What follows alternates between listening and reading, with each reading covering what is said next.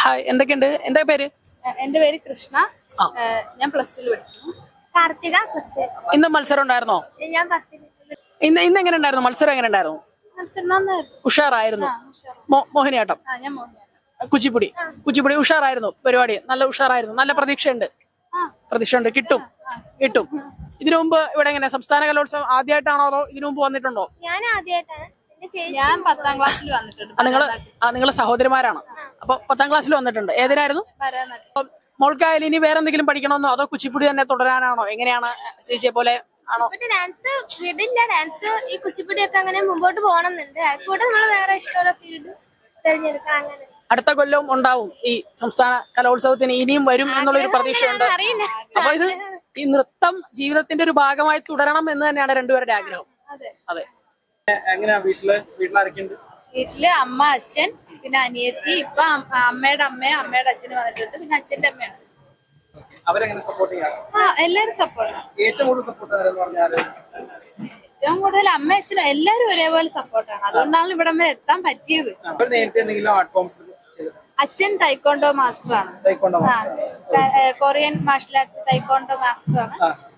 അച്ഛൻ പാട്ട് പാടും, കുറച്ചൊക്കെ ഡാൻസ് കളിക്കും. അങ്ങനെയൊക്കെ ഉള്ളു, അല്ലാതെ വേറെ ഒന്നുമില്ല. അമ്മ കവിത. ഞങ്ങള് തൈക്കോണ്ടോ ബ്ലാക്ക് ബെൽറ്റ് ആയിട്ട് ആൾക്കാരാണ് മറ്റൊരു മേഖലയിലേക്ക് വന്നത് അല്ലേ? അനിയത്തിന്റെ പേരെന്താണ്? എന്റെ പേര് കൃത്തിക. കൃത്തിക. ഓക്കെ, അതൊരു യുണീക് നെയിം ആണല്ലോ. ഓക്കെ, മോൾ എത്രല്ല പഠിക്കണേ? ഞാൻ 8ാം ക്ലാസ്. 8ാം ക്ലാസ്സിലാണ് പഠിക്കുന്നത്. അപ്പൊ എന്തൊക്കെയാ ഇവരെ പോലെ തൈക്കോണ്ടോ ഒക്കെ പരിചയം ഉണ്ടോ അതോ? ഉണ്ട്. ബ്ലാക്ക് ബെൽറ്റ് ആണോ? ആണോ? അപ്പൊ 3 ബ്ലാക്ക് ബെൽറ്റുകളാണോ ഒരു വീട്ടിലുള്ളത്? ഈ വർഷത്തെ മത്സരം എങ്ങനെയുണ്ട്? അതായത് ഈ ഒരു കലോത്സവമായിട്ട് ബന്ധിപ്പിച്ചിട്ട് കുറെ അധികം കാലം ആയിട്ടുണ്ടാവുമല്ലോ. എങ്ങനെയുണ്ട് മത്സരം?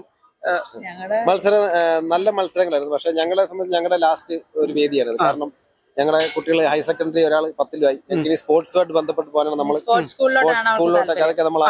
അപ്പൊ അതുകൊണ്ടാണ് അപ്പൊ യൂണിവേഴ്സിറ്റി തലത്തിലൊക്കെ നമ്മൾ ഇവളൊരു അധ്യാപികയാണ്, പഠിപ്പിക്കണം, കുട്ടികളെ പഠിപ്പിക്കുക, കുറെ കുട്ടികൾക്ക് അറിവ് പകർന്നു കൊടുക്കുക. അതാണ് നമ്മുടെ ലക്ഷ്യം.